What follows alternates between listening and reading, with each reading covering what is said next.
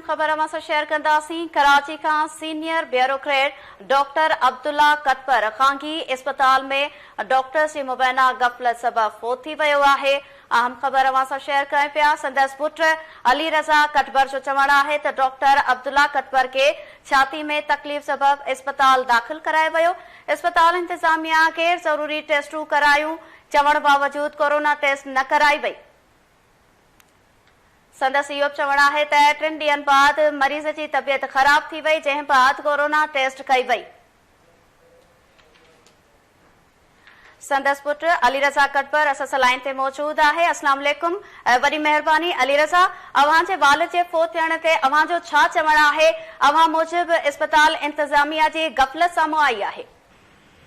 बिल्कुल इन जी गफ़लत हुई, न त असां पाण जेका पर्मनोलॉजिस्ट हुई डॉक्टर रज़ाला इकबाल, उनखे मुंहिंजी सिस्टर पाण बि डॉक्टर आहे, उहा चवंदी रही त जी तव्हां ओवर एज पेशेंट आहिनि, हिनखे टेस्ट जो इशू आहे, तव्हां कोरोना टेस्ट करायो, त उनजे बावजूद डॉक्टर रज़ाला जो चवणु हो त मूंखे कोरोना सिम्टम नज़र कोन था अचनि।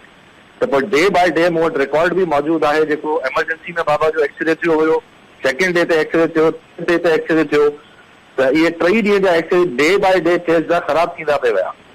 जॾहिं बाबा जी तबियत न संभली हिननि खां, त पोइ हिननि कोरोना टेस्ट करायो जेको पॉज़िटिव आयो, ऐं जीअं ई कोरोना टेस्ट पॉज़िटिव आयो आहे त मुंहिंजे पेशेंट जी हालत ख़राब करण खां पोइ मूंखे उन महिल चयो थो वञे त तव्हां पंहिंजे पेशेंट खे हितां कढी वञो, असां वटि कोरोना जी फैसिलिटीज़ न आहिनि। पोइ हेॾो वॾो हॉस्पिटल छो खोले वेठा आहिनि? ऐं कोरोना वधी बि इतां ई आहे हॉस्पिटल में हिन जे ग़लति इलाज जे करे। अगरि वेरी फर्स्ट डे ते कोरोना जो टेस्ट थी वञे हा त ऑब्वियस ॻाल्हि आहे त हिननि खे ट्रीटमेंट उहा शुरू थी वञे हा।